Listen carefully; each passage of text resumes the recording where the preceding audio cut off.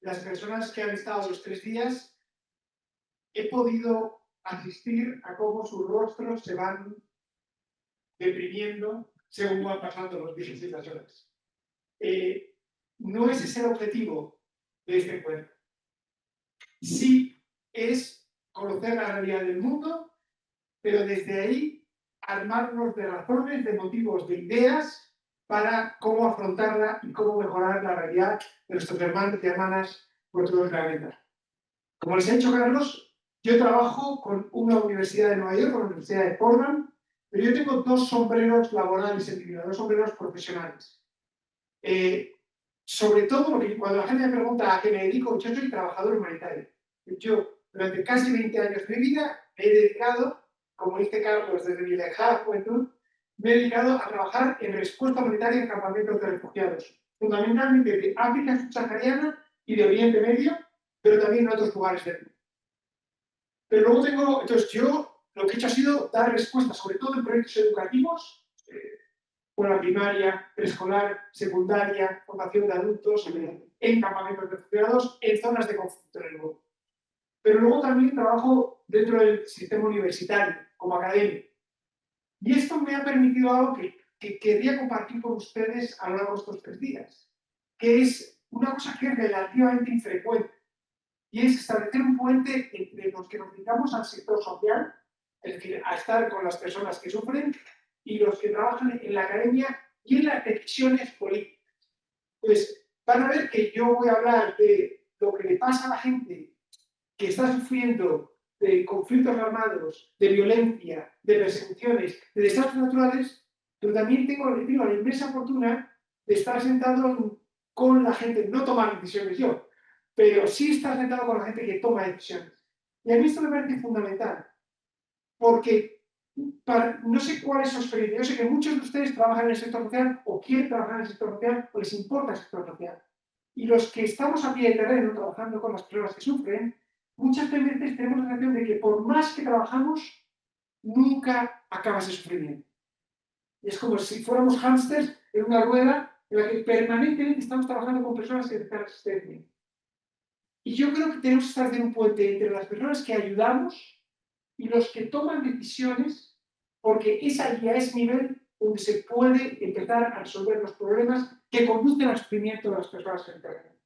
Y van a ver que a lo largo de estos 3 días, yo voy a estar moviéndome entre esos 2 lugares, entre lo que le pasa a la gente en la vida real, pero también en las grandes decisiones y los grandes personajes que nos parecen tan lejanos, pero que al final sus decisiones importan mucho y son determinantes para cómo vive la gente. Mire, lo que querríamos hacer estos 3 días es hablar de 3 cosas. Primero, voy a compartir con ustedes a partir de hoy y mañana las causas y el marco legal de la crisis global del desplazamiento. Una cosa importante, voy a hablar bastante de derecho, y no sé si aquí hay personas que han estudiado derecho, pero el derecho es lo que implica, lo que permite que las personas convivan en sociedad y que los países convivan entre ellos en el planeta. Entonces, es determinante la calidad de esas leyes y si se cumplen o no para la protección de la infancia, para la protección de los migrantes y de los refugiados. Vamos a hablar de leyes. Pero cuando digo desplazamiento, esto es esencial, porque vamos a hablar de 2 categorías fundamentales. Vamos a hablar de diferentes tipos de personas, pero sobre todo de refugiados y de migrantes. Van a ver que compañeros y compañeras de la Oficina Internacional de Migraciones van a venir a compartir con ustedes. Y desde ya les digo que muchas de estas categorías son categorías arbitrarias. La diferencia entre un migrante y un refugiado es una diferencia legal de la que vamos a hablar, pero que a la hora de la verdad, para la experiencia de las personas, no se refleja en la vida de verdad. Establecemos límites legales, pero la diferencia entre la CNUR y la Oficina Internacional de Migraciones en realidad es muy pequeña, porque las personas, cuando se ven obligadas a huir, lo hacen por una enorme cantidad de motivos. Vamos a hablar también de la arquitectura y la respuesta del sistema humanitario. Cómo, a partir de la Segunda Guerra Mundial, fundamentalmente, antes ya había, pero sobre todo a partir de la Segunda Guerra Mundial, se establece globalmente un marco de respuesta con una serie de actores que tienen que dar respuesta a los momentos en los que las personas sufren más, los momentos de desplazamiento. Vamos a hablar de todos esos actores y de cómo están realizando su misión y en qué estamos fallando los que nos dedicamos y cuáles son los obstáculos que encontramos los que nos dedicamos a la respuesta al desplazamiento humano, a las actividades humanitarias.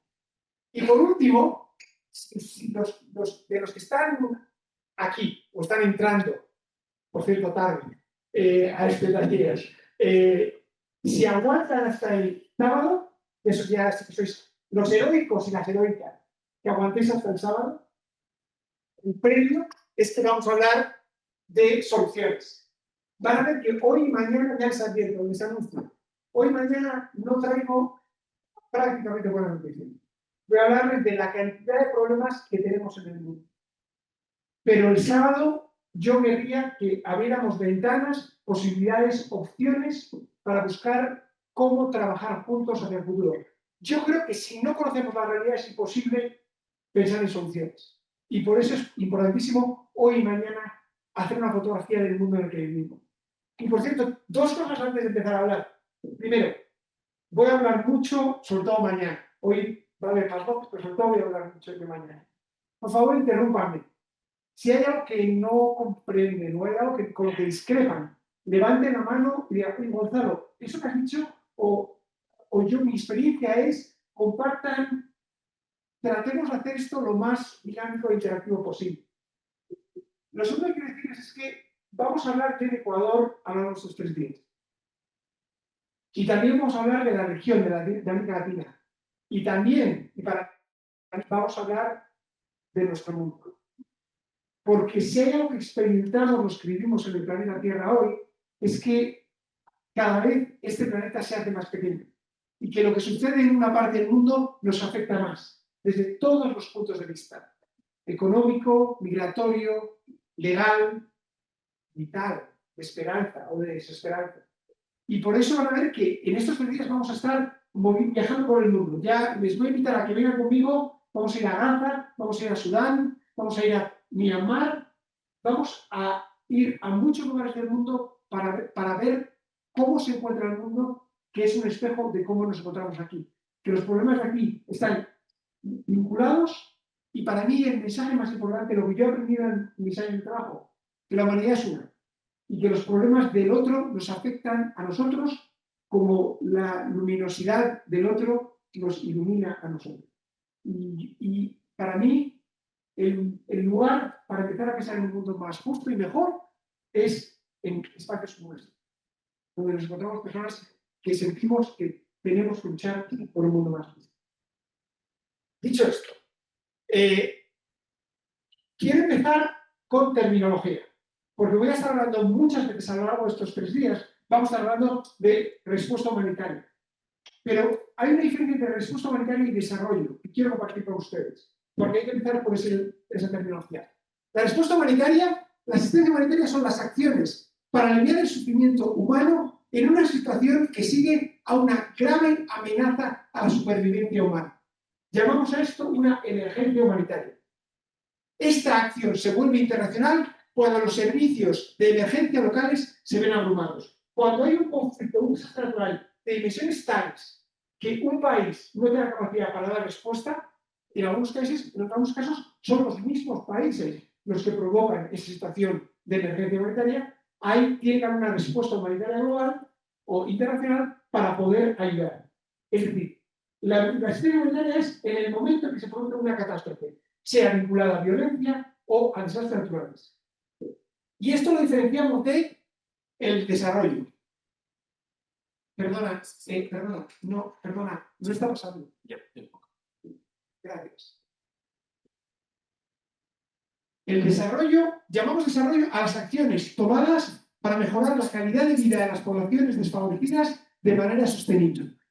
Una parte importante de la ayuda internacional al desarrollo se canaliza a través de la ayuda oficial al desarrollo. Es decir, esto no es complejo. La ayuda humanitaria es, en el momento en que se produce una situación de catástrofe y la gente necesita ayuda, el desarrollo es todo lo que permite que mejore la calidad de vida de las personas.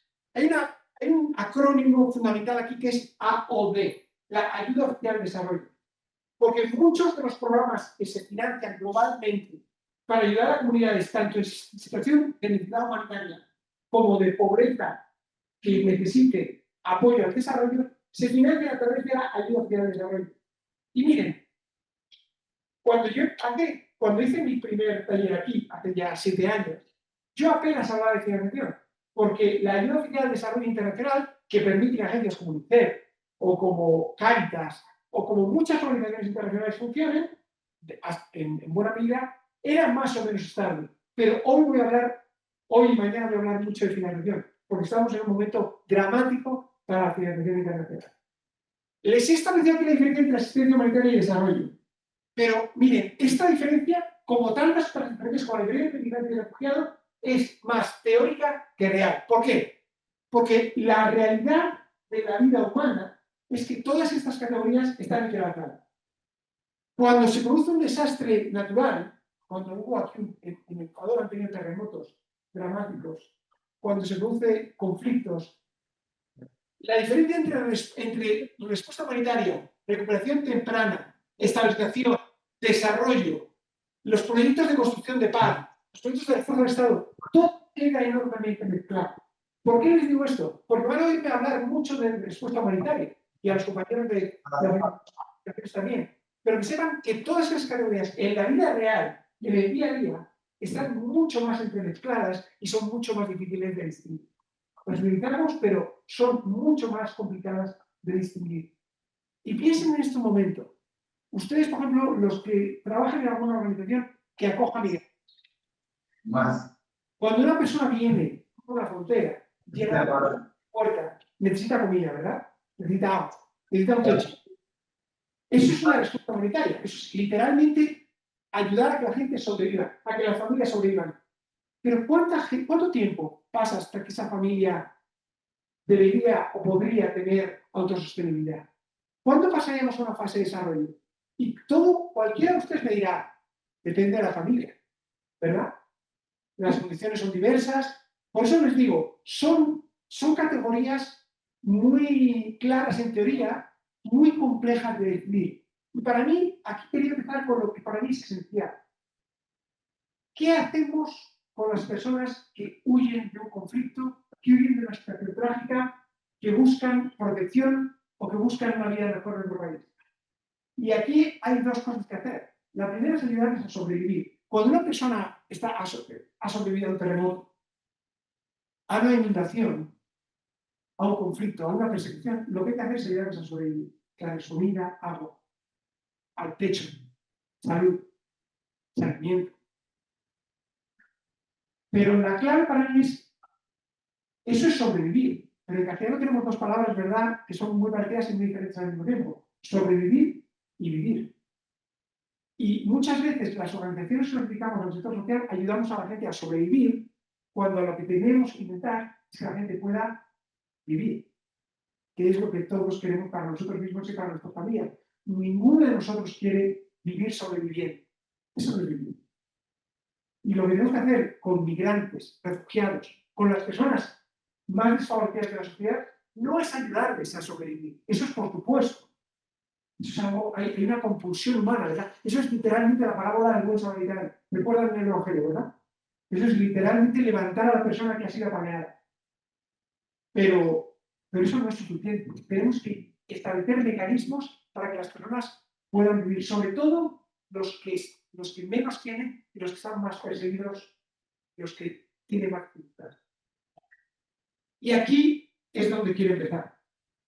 Yo trabajo sobre todo con refugiados. La Organización Internacional de Migraciones les va a hablar mucho más de migrantes. Yo les voy a hablar mucho más de una categoría que son los desplazados forzosos. Y van a ver que hay, en teoría y legalmente, hay diferentes categorías de las que vamos a hablar a lo largo de estos 3 días. Cada año, el ACNUR, la Agencia de Naciones Unidas para los Refugiados, publica un informe el Día del Refugiado, que es el 20 de junio. Y en ese informe lo que se establece es la cantidad de desplazados forzosos que hay en el mundo hasta diciembre del año anterior. Todos los años, entonces, la última que se ha publicado fue en junio de 2025, con las cifras hasta diciembre de 2024.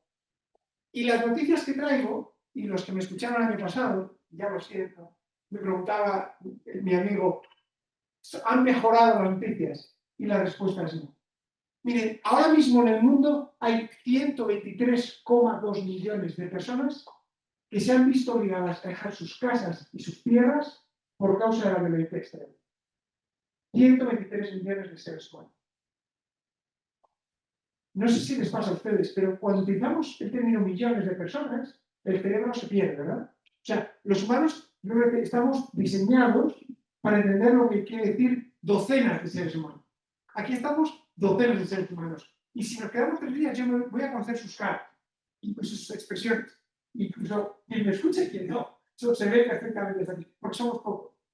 Somos capaces incluso de comprender miles de personas. Pero cuando hablamos de millones de personas, son como si se diluyera la categoría humana. Y sin embargo, piénsenlo por un momento, 123 millones de personas como usted y como yo, como tú y como yo, con sueños, esperanzas, familia, amores, desamores, que han perdido su casa, su tierra y en muchos lugares su país por causa de la violencia. ¿Y por qué les digo esto? ¿Por qué me preocupa? Porque en los últimos 15 años esta cifra se ha multiplicado por 3 globalmente. Se ha triplicado el número de personas obligadas a dejar sus casas y sus tierras por causa de la violencia. Claro, ¿saben lo que hace que yo pierda el sueño? Y les garantizo que yo pierdo el sueño por eso. Porque yo, esta gráfica que ven, esta fría gráfica que ven, claro, lo que hago es proyectar en el tiempo. Porque si se ha triplicado en 15 años, ¿podría volver a triplicarse en 15 años? O sea, dentro de 15 años podríamos estar hablando de 300 millones de desplazados forzosos en el mundo. Claro, mi cerebro me dice, Gonzalo, no, esto no es posible, esto no va a pasar. Pero mi cerebro me decía lo mismo hace 15 años. Y la pregunta, o sea, el motivo por el que cuando Carlos Mandín me invita aquí es porque me pasa lo que me pasa a muchos de ustedes, que me hago la pregunta, ¿cómo paramos esto? ¿Cómo paramos el sufrimiento humano? ¿Cómo nos juntamos las personas de buena voluntad para poner algún límite al sufrimiento humano? Miren, 123 millones de personas, simplemente para que se hagan una idea, estamos hablando de que 1 de cada 65 seres humanos en el planeta Tierra hoy es un desplazado forzoso. 1 de cada 65. Cuando miro a esta sala, yo creo que igual dos personas de nosotros lo seríamos, si esto fuera el planeta Tierra. Un breve comentario, porque vamos a hablar, a lo largo de estos días vamos a hablar de estas categorías. Hay personas desplazadas internas, hay refugiados bajo el mandato de la ACNUR, hay solicitantes de asilo, hay refugiados bajo el mandato de UNRWA. ¿Saben ustedes qué es UNRWA? ¿De qué refugiados se ocupa UNRWA? ¿Alguien lo sabe? Los refugiados palestinos, ¿verdad? Y aquí viene la primera pregunta que viene a la mente. Cuando miren ustedes esta gráfica, viene la primera pregunta. Esto es una categoría de desplazados forzosos en el mundo. Pero hay 2 categorías de refugiados. Están los refugiados bajo el mandato de la ACNUR y los refugiados bajo el mandato de UNRWA. Las 2 son agencias de Naciones Unidas, fueron fundadas prácticamente al mismo tiempo, pero uno se encarga de los refugiados palestinos y otra agencia se encarga de los refugiados del resto del mundo. Y la pregunta inmediata es, ¿por qué? ¿Por qué hay 2 categorías de refugiados cuando un refugiado es la misma persona? Es decir, una persona que se ha visto obligada a dejar su país por persecución y por violencia. ¿Por qué hay 2 tipos de agencias? ¿Alguien sabe, alguien aventura una respuesta? ¿Por qué hay dos agencias para 2 tipos de refugiados distintos? Es... Sí. Pero todos son guerra, todos han huido de una guerra. Los palestinos, los somalíes, los haitianos, un refugiado ha huido de una situación de conflicto, de guerra, de persecución. ¿Y saben? ¿Estatus de refugiados? Son diferentes. ¿De dónde vienen? Son el estatus en realidad es muy parecido, todos son refugiados. El problema es que son agencias distintas las que se encargan de uno y de otro. Y el motivo es uno. De verdad que van a oírme hablar de esto muchas veces en estos 3 días. El motivo es la política. No hay ningún motivo jurídico, no hay ningún motivo humanitario. no hay ningún motivo humano. Es que los refugiados palestinos están bajo el mandato de UNRWA porque ACNUR, uno de sus principios básicos, de sus soluciones durables para los refugiados, es el derecho a la repatriación. O sea, los refugiados tienen derecho a volver a sus tierras. Pero los palestinos, como ustedes saben, hay estados muy poderosos que no aceptan, que no reconocen el derecho a que los palestinos vuelvan a su tierra. ¿Por qué les digo esto? Porque cuando uno mira esta lista, dice, bueno, esto es un problema humanitario. Aquí lo que hay que hacer es ayudar a esta gente. O esto es un problema legal. Lo que hay que hacer es dar estatuto de refugiado para que esta gente tenga protección. En cuanto rascas un poco, en cuanto piensas un poco, te das cuenta de que lo que hay detrás, lo que hay encima, lo que hay debajo, lo que hay dentro, es política. Son decisiones políticas tomadas por estados, tomadas por sociedades. Y son esas sociedades las que tienen que hacer desarrollo. La otra categoría que hay arriba, esta franja roja, cuando alguna vez hablo con estudiantes, les digo, esta franja roja pone 5,9 millones de otras personas que necesitan protección internacional, que no la tienen, pero que necesitan protección internacional. Y si se dan cuenta, esta franja roja, que es lo más llamativo de todo, empieza en 2018, arranca en 2018. O sea, no había antes. ¿Alguien sabe quiénes son estos 5,9 millones de personas que tienen necesidad de protección internacional, pero que no la reciben? Vamos a ver. Venezolanos. Son venezolanos. Y aquí me detengo por algo importante. Los venezolanos, como ustedes saben, y seguro que algunos de ustedes o algunas de ustedes trabajan con población venezolana, llevan abandonado su país muchos años. Pero solo a partir de 2018 se establecieron como categoría dentro del organigrama de desplazados forzosos de la ACNUR. ¿Por qué? Porque, de nuevo, por la política. En 2018, el ACNUR quería reconocer a las personas desplazadas por la situación en Venezuela como desplazados forzosos. El gobierno venezolano de entonces, ya sabemos que ahora las cosas han cambiado, cuánto han cambiado no lo sabe nadie, pero el gobierno venezolano entonces no quería que fueran declarados desplazados forzosos. Si lo piensas un momento, si tú dices que una persona es un desplazado forzoso, estás asumiendo que en ese país hay un conflicto. Y claro, para el gobierno venezolano no había ningún conflicto. Las personas que han dejado Venezuela porque querían, son migrantes. Entonces, dense cuenta, y hay una lucha, y esto créanme porque eso lo vi yo desde Nueva York, hubo una lucha a brazo partido entre el ACNUR, apoyado por Estados Unidos. Claro, me interesaba decir que en Venezuela hay. Y Venezuela, del otro lado, resistiendo diciendo, no, aquí no hay ningún conflicto, estos son migrantes, no deben aparecer en las estadísticas del ACNUR. Finalmente, evidentemente, ganó el ACNUR y Estados Unidos. Porque todos sabemos, y en esto es claro, que en Venezuela la gente no se ha ido porque ha querido, la gente se ha visto a marcharse. Pero dense cuenta de hasta qué punto la política determina algo que parece tan claro como un gráfico de desplazados forzosos, sin estar entre quien no queda determinado por decisiones políticas. Hemos hablado de refugiados y desplazados forzosos derivados de la guerra. Esos 123 millones de seres humanos. La respuesta humanitaria no se limita a los refugiados y a los desplazados forzosos.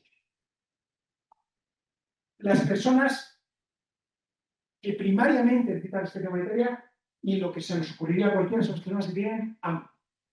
Miren, cada 6 meses la FAO, la Agencia de Naciones Unidas para la Agricultura y la Alimentación, y el Programa Mundial de Alimentos, por cierto, van a haber muchos acrónimos a lo largo de estos días.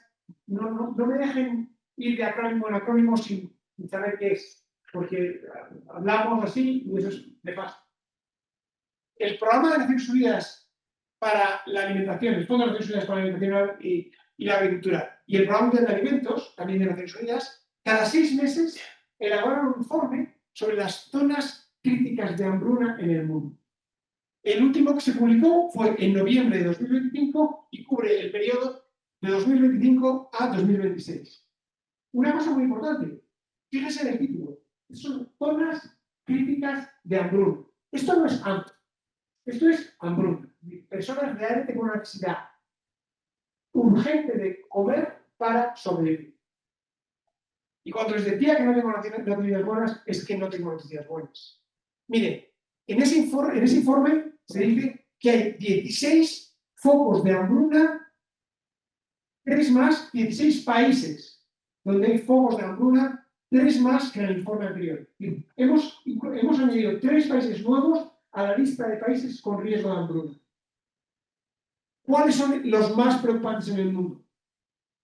Los territorios palestinos, Sudán, Sudán del Sur, Malí, Yemen y Haití.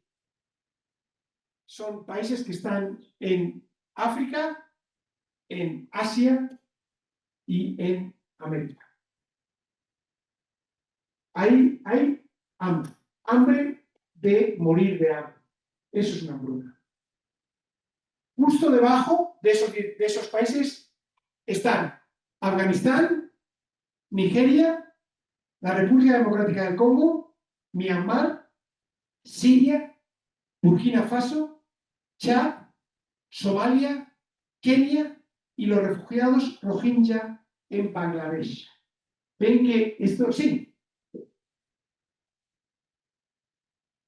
Cuba no ha llegado, que me pone que estos son niveles de hambruna. Cuba está entrando. La calidad alimentaria está siendo cada vez más preocupante. De hecho, el programa mundial de alimentos hace 5 días alertó sobre el deterioro de la seguridad alimentaria en Cuba. Pero efectivamente, Cuba puede encontrarse en esta lista dentro de muy poco. El deterioro de la situación alimentaria en Cuba es absolutamente dramático. Dos comentarios, porque esto es muy importante. En muchos de estos países, si siguen las noticias, saben ustedes que hay guerra. Hay guerra en Somalia, hay guerra en Yemen, hay guerra en Sudán, hay guerra en Sudán del Sur. Pero en alguno no hay guerra. Y aquí quiero mencionar solo dos cosas. Primero, Kenia. Kenia es un país donde no hay guerra. Kenia es un país de renta media baja, no es un país pobre. ¿Qué ocurre en Kenia? Primero, hay una situación de desastre de sequía muy importante. Y aquí acabamos de introducir el elemento del clima. En el hambre ya no solo son las guerras, el clima afecta, pero también hay una desigualdad enorme en cómo los distintos territorios reciben alimentación. Que eso creo que en muchos países del mundo lo vemos repetido, ¿verdad? No es lo mismo vivir en una parte del país donde hay comida, donde hay riqueza, que en partes del país donde no llega esa. Y donde la alimentación alimentaria es mucho peor. Y luego el caso de los refugiados Rohingya en Bangladesh. Estos refugiados viven en campamentos de refugiados. Y sin embargo, están en situación de hambruna. La pregunta es, los campamentos de refugiados, donde yo he trabajado muchos años, hay una organización internacional que se encarga de proveer a este local. ¿Cómo es posible que en un campamento de refugiados haya hambruna? Y la razón es una, porque el nivel de asistencia, el nivel de ayuda por la financiación internacional ha caído en picado en muchos lugares en el último año. Por eso les digo, ¿qué ha provocado estas hambrunas? Muchos motivos, pero uno de ellos es la financiación. Miren, el informe de la FAO y del Programa de Alimentos dice: los conflictos y el clima extremo son las principales causas de la inseguridad alimentaria aguda. Y esto se nos ocurriría a cualquiera. Esto le preguntas a un niño de 15 años por qué hay hambre y te va a decir porque hay una guerra o porque hay una sequía. Esto es evidente. Pero es más interesante lo siguiente que dije. Fíjense. Asimismo, la desigualdad económica y la elevada deuda en muchos países en desarrollo están perjudicando la capacidad de los países para reaccionar. Y vamos a estar 3 días aquí y vamos a hablar de muchas cosas, pero es muy fácil para los que trabajamos en respuesta humanitaria y en general para las personas del sector social pensar en términos asistenciales, pedir ayuda para dar. Es decir, nosotros necesitamos pedir que o el Estado, o los gobiernos, o los filántropos nos den dinero para poder reaccionar a una situación de hambre, a una situación de falta de alojamiento. Y eso nos sale, a los del sector social nos sale rápido.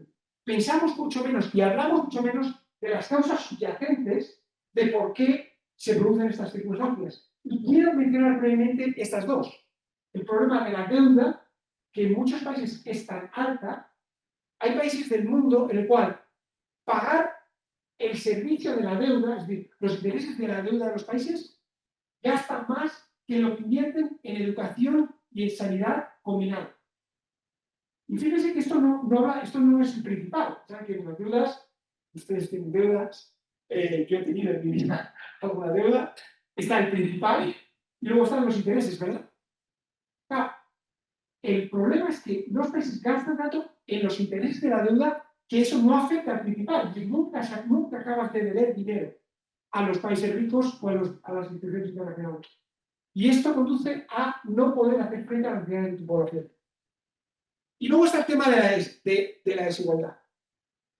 Miren, les he hablado de la hambruna extrema, pero luego está la realidad del hambre y de la inseguridad alimentaria.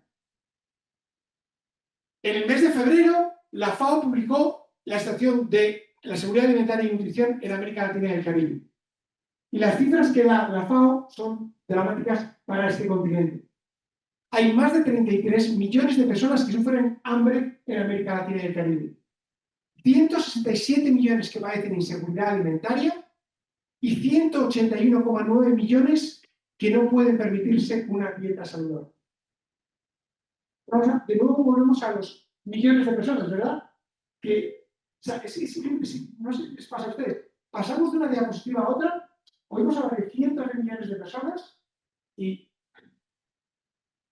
pero esto es personas que no tienen capacidad para consumir la dieta razonable, sobre todo los niños, que por deficiencias nutricionales esto impacta decididamente la capacidad de desarrollo cognitivo. Por ejemplo, la capacidad educativa. Y esto es en un continente que no es África subsahariana.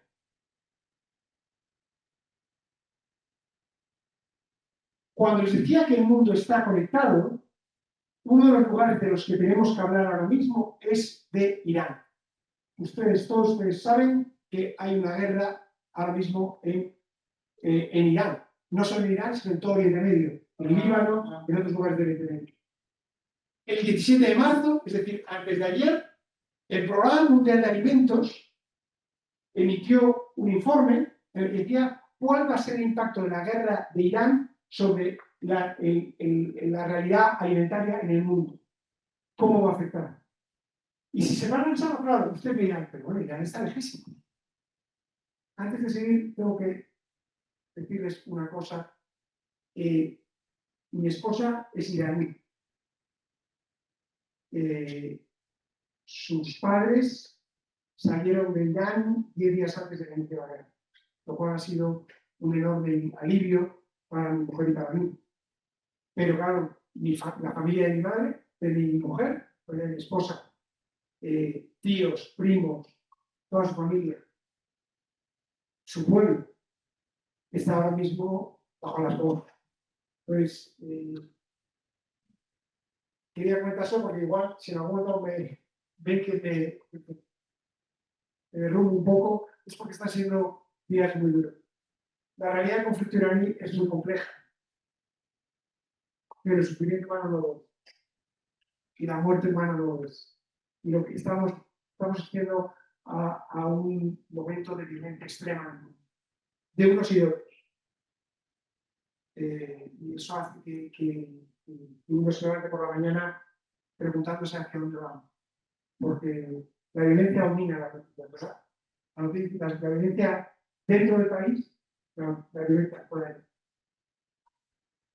El conflicto en Irán, como saben ustedes porque está todos los días en las noticias, está teniendo un impacto enorme sobre el mundo. Está subiendo los precios de la energía, los precios del combustible. No solo eso, sino cosas en las que no pensamos habitualmente, como por ejemplo los fertilizantes. Los fertilizantes proceden de Oriente Medio o utilizamos elementos para la fabricación de fertilizantes que proceden de Oriente Medio o que pasan por el estrecho de Hormuz. Todo eso se está encareciendo y esto va a tener un impacto, está teniendo un impacto sobre la capacidad de los campesinos para cultivar. ¿Qué quiere decir esto? Que esto va a encarecer el precio de los alimentos en el mundo. El cálculo que hace Programa Mundial de Alimentos para América Latina y el Caribe es que a causa de la guerra en Oriente Medio, en América Latina y el Caribe, 2,2 millones de personas adicionales podrán verse abocadas a la inseguridad alimentaria aguda. Y para mí esto es un ejemplo más claro de cómo está todo el planeta está interconectado. Algo que parece que está lejísimos, que no te puede afectar, está provocando un incremento del hambre en comunidades campesinas de nuestros países de región. Y les hablaba de la desigualdad. Y quiero detenerme solo un momento allí, porque no podemos hablar de conflictos y desastres naturales sin hablar de causa raíz. Y la desigualdad es indudablemente una causa raíz. La buena noticia para Latinoamérica, creo yo, es que históricamente Latinoamérica sabe que era el continente con mayores índices de desigualdad. Ahora ya no lo es, pero no porque Latinoamérica haya mejorado, sino porque el resto de los países de los continentes han empeorado de forma dramática. Esta gráfica del informe de desigualdad global que se publicó hace un mes es absolutamente demoledora. Fíjense un momento conmigo. Esta línea que ven aquí, este es el porcentaje de renta y riqueza del 50% más pobre de la población. Sobre el 100% de la riqueza continental, ¿cuánto posee el 50% más pobre? Es decir, la mitad de los humanos en esos continentes. En América Latina, el 1% más rico de nuestros conciudadanos tiene el 36% de la riqueza. El 9% más rico, es decir, si sumamos el 10% más rico, tiene 2 tercios, 69 más de 2 tercios de la riqueza. La mitad de las sociedades tienen 69 más 28, 87% de la riqueza. En América Latina, el 87% de la riqueza está en manos del 50% más rico. Y el resto queda para la mitad de la población. Es que lo que tiene estar aquí delante de ustedes es que me imagino al continente, ¿verdad? Y miro y digo, ¿cuál sería la mitad que tuviera el 87% y cuál la que tuviera el 13%? ¿Dónde caes, verdad? Es muy inquietante pensar en qué lado de esa barrera tan brutal cae cada ser humano. Si se dan cuenta, esto básicamente, esta realidad cambia muy poco continente con continente. Los porcentajes de riqueza son brutales donde los miras. Y voy a ir a otro elemento de esta desigualdad, y es las emisiones globales que cada uno de estos grupos humanos lleva a cabo. El informe diferencia entre el consumo, es decir, lo que gastamos día a día cuando compramos alimentos, cuando tomamos el transporte público, todo eso es consumo, y la propiedad privada, es decir, las emisiones que genera lo que poseemos, nuestra casa, nuestro carro, el avión que cogemos. Y si se dan cuenta, sobre las emisiones de CO2 globales, el 10% más rico genera prácticamente el 80% de las emisiones globales de CO2. Y el 50% más pobre, el 50%, de 4.000 millones de seres humanos, apenas generan emisiones de CO2. Les digo esto porque, vuelvo a lo que decía antes, cuando hablamos de respuesta humanitaria, incluso de desarrollo, es muy fácil centrarse en el problema y en los desastres naturales, el problema asistencial. Y yo lo comprendo, si yo me dedico a la respuesta humanitaria, necesitamos dinero para dar de comer a la gente, para dar asistencia a la gente, para dar un techo, para dar una escuela. Pero tenemos también que pensar por qué existen esos problemas. ¿quiénes generan esos problemas? ¿Cómo les hacemos frente? Y desde lo que les decía al principio, no encuentro un lugar mejor para empezar a pensar sobre esto que en las universidades. Lo que quería significarles es que, si se dan cuenta, cada año hay más personas en el mundo que se ven obligadas a dejar sus casas por causa de desastres naturales que por causa de la violencia.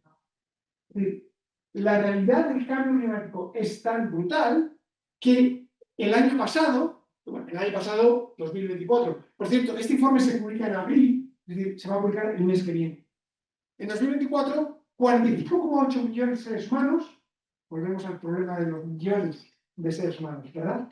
45,8 millones de seres humanos se vieron obligados a dejar sus casas por causa de desastres naturales vinculados en buena medida al cambio climático y 20 millones de personas se vieron obligadas a dejar sus casas por causa de la violencia. El cambio climático es una fuente dramática y creciente de desplazamiento humano. Como vamos a ver hoy, una compañía que va a hablar, uno de los principales problemas fundamentales es que las personas que huyen de desastres naturales no tienen protección internacional. No existen dentro de las categorías jurídicas de protección internacional. Disculpa. Gracias. Y esto nos lleva al panorama global humanitario. Fíjense de lo que hemos hablado hasta ahora. Vamos a estar pendiente de la hora porque, como ya pueden ver, yo puedo estar hablando de esto durante por siempre, por los siglos de los siglos. Hemos hablado de personas que se ven obligadas a dejar sus casas y sus tierras por causa de los conflictos, de la guerra, ¿verdad? Hemos hablado de las personas que sufren hambre por causa de conflictos, por causa de desigualdad, por problemas de la financiación de sus países. Hemos hablado también de las personas que se ven obligadas a dejar sus casas y sus tierras por la realidad de los desastres naturales y el cambio climático. Para responder a todas estas necesidades, se creó, fundamentalmente, como les decía, a partir de la Segunda Guerra Mundial, un sistema que es el sistema humanitario global. Ese sistema está conformado por diferentes actores. Cuando un gobierno no puede hacer frente, tiene ustedes agencias de Naciones Unidas, agencias de la Cruz Roja, ONGs internacionales, ONGs locales y otros actores como el sector privado y otros de los que hablaremos mañana. Pero miren, cada mes de diciembre, la Agencia de Naciones Unidas para la Coordinación Humanitaria, OCHA, cada mes de diciembre publica una cosa que se llama el Panorama Global Humanitario. El Panorama Global Humanitario lo que hace es dar hacer una fotografía, un retrato de cuáles son las necesidades humanitarias en el mundo. Es decir, ustedes si lo leen, lo que hacen es recorrer el planeta viendo cuáles son las necesidades humanitarias. Por ejemplo, yo que he trabajado, no he trabajado junto a Naciones Unidas, nunca he trabajado para Naciones Unidas, pero he trabajado junto a Naciones Unidas, que es distinto. En el mes de septiembre se inicia un proceso en todos los países del mundo en el que dicen qué necesidades humanitarias va a haber en su país, se presentan programas y quedan incorporados al panorama humanitario global. Y quiero contarles algo para mí trascendental. Estas son las cifras que tenemos para el año 2026, para nuestro año. Esta es la fotografía de las necesidades humanitarias globales en el año 2026. Miren, de acuerdo con el panorama global humanitario, algo muy importante que quiero decirles antes de seguir. El panorama humanitario global lo que hace es recoger la información sobre necesidades humanitarias a través del sistema de Naciones Unidas, con un enorme apoyo e incorporación de muchos grupos que hacen partenariado con Naciones Unidas. Muchísimos. Entonces, la realidad humanitaria del mundo está reflejada en buena medida en el panorama humanitario global, pero no todas las organizaciones forman parte del panorama humanitario global. ¿Por qué digo esto? Porque las cifras que van a ver no son las cifras totales o únicas sobre necesidades humanitarias, simplemente el panorama humanitario global lo que es la representación mayor de las necesidades humanitarias en el mundo. Dicho esto, esto no es todo lo que hay, porque hay mucho mundo fuera del sistema de Naciones Unidas. Pero es verdad que este informe es la mayor parte de las necesidades humanitarias globales. ¿Qué dice? ¿Dónde estamos en el año 2026? ¿Dónde está el planeta Tierra relativo a actividades humanitarias? De acuerdo con el informe, con el panorama global humanitario, hay 239 millones de seres humanos en el planeta Tierra que necesitan asistencia humanitaria. Recuerden, mi primera diapositiva es entre humanitario y desarrollo, ¿verdad? Lo humanitario es necesidad inmediata de asistencia. Esa es la definición humanitaria. De la población en necesidad identificada, contada, la población a la que quiere llegar por medio de programas asistenciales el sistema es 135 millones. Y aquí viene la primera pregunta. Espera, un momento. Has dicho que hay 239 millones de personas con actividades humanitarias. Pero tú, población meta, es decir, la gente a la que vas a llegar, a la que quieres llegar, es 135 millones. Es decir, 10 millones menos. Y la pregunta es, ¿por qué? Porque si has identificado que hay 239 millones de personas que necesitan asistencia humanitaria, ¿por qué vas a ayudar solo a 135 millones? ¿Alguien se le ocurre la respuesta? ¿Perdona? Hay todos los recursos. Recursos. Dinero. La respuesta aquí no hay que ser Albert Einstein para pensar cámaras complicadas. Dinero. Sencillamente no hay dinero para ayudar a ellos.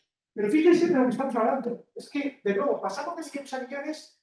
Hay 100 millones de personas que están identificadas como personas con vulnerabilidad extrema y que, sin embargo, porque no hay recursos, no vamos a ayudar. Tan sencillo como eso. Y la pregunta, yo creo que cualquiera dice, un momento, compadre. ¿No hay recursos o no queremos que haya recursos? Porque cualquiera de nosotros, creo que el que esté en el planeta Tierra 3 días, se da cuenta de que esto no es un problema de que no haya recursos. Es un problema de que simplemente es una opción, de sobre todo los países más ricos, pero de todo. O sea, esto no es solo los países ricos, pero sobre todo los países ricos, que son los que más tienen. Y para mí esta es la pregunta fundamental de la que vamos a hablar en la siguiente sesión. Que es, o en la siguiente, ¿cómo distribuimos los recursos de la Tierra? La riqueza de la Tierra. La riqueza de nuestra Tierra y de la Tierra. Y para mí este es el debate fundamental del siglo XXI. Es, ¿queremos seguir en un mundo compartimentado por estratos, por países, y dentro de los países por grupos humanos? ¿O queremos de verdad tomar iniciativas para compartir los bienes de la Tierra, de la Madre Tierra, los recursos de la Madre Tierra, de forma más eficiente? Pero les decía que hoy no traía buenas noticias y créanme que voy a hacer una nueva ventana. Porque ya el problema no es, para esa población meta de 135 millones, los requerimientos del sistema son 33.000 millones de dólares. Es decir, para ayudar a esos 135 millones de personas, el sistema internacional, Naciones Unidas, Cruz Roja, ONGs internacionales, ONGs locales, necesitamos 33.000 millones de dólares. Pero ya saben la respuesta. No solo no hay para los 239 millones, tampoco hay para los 135 millones. ¿Qué ha hecho el sistema? Y aquí entramos en territorio pantanoso y en lo que algunos no estamos de acuerdo. El sistema ha hecho, bien, como sabemos, países ricos, que no nos vais a dar 33.000 millones de personas para ayudar a los 135 millones, hemos tenido una gran idea. Y esa idea es, vamos a establecer un sistema de personas prioritarias. Ya no necesitamos dinero para... Bueno, no es que no necesitamos dinero, es que olvídense de los 135 millones. Ahora vamos a ayudar a 87 millones y para eso necesitamos 23.000.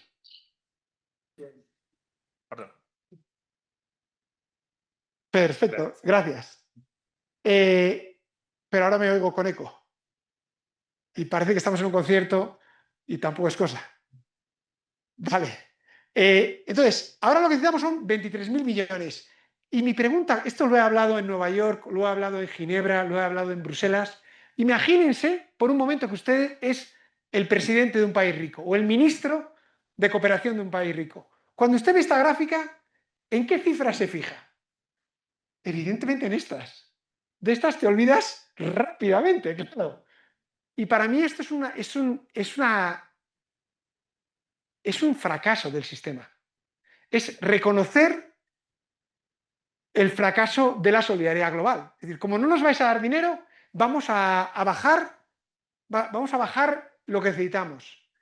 Pero fíjense que ya de 239 millones de personas, ya nuestro objetivo es 87 millones. Por cierto, la pregunta del millón ahí es, ¿quién decide quiénes son ayudados y no? Y esa es una pregunta muy, muy, muy difícil.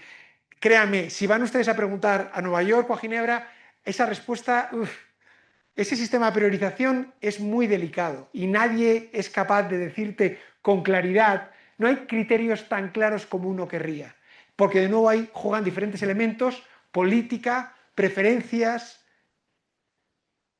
acceso, todos esos elementos juegan ahí.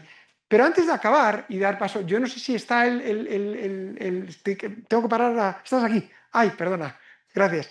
Sí, no. Ya me estoy comiendo tu tiempo, perdóname. Adelante, por favor. Alcance de este financiamiento, como tú dijiste, para sobrevivir, para vivir, no sé, ¿qué significan esos 23.000 millones de dólares para 87 millones de personas? Es una excelente pregunta y déjame responderte rápido, porque aquí puedes tomar dos visiones. La visión negativa y la visión no negativa. Y yo tomo las dos.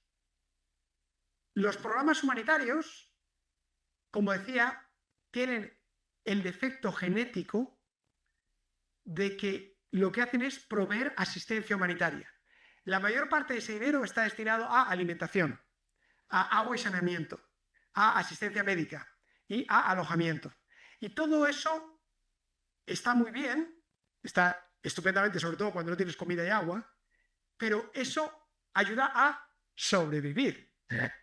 No permite, y de verdad, si miran ustedes por todos los lugares del mundo, hay infinidad de campamentos de refugiados urbanos o de personas con necesidades en lugares alejados, comunidades que no tienen nada o que han sufrido un desastre natural, que lo que les estás dando es, alguien diría, migajas para que sobrevivan. Claro, esa es la visión negativa. La visión no negativa, que es la mía, y parte de la otra también, es, yo llevo trabajando en el sistema humanitario 20 años, más de 20 años. Y creo que no se puede desestimar la labor que se hace para que la gente pueda sobrevivir. Porque a día de hoy, esta mañana, cuando yo me he despertado,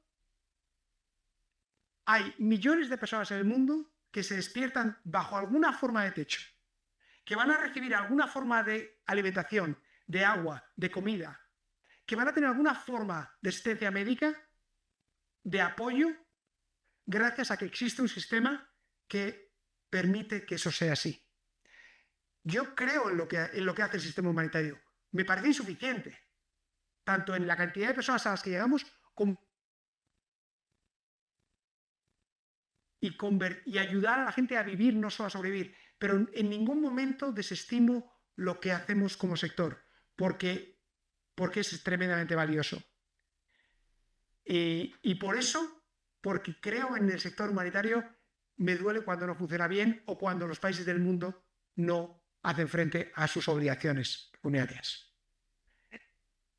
Yo creo que lo voy a dejar ahí y te voy a dejar paso a ti. Muchas gracias y luego nos volvemos a ver. Gracias.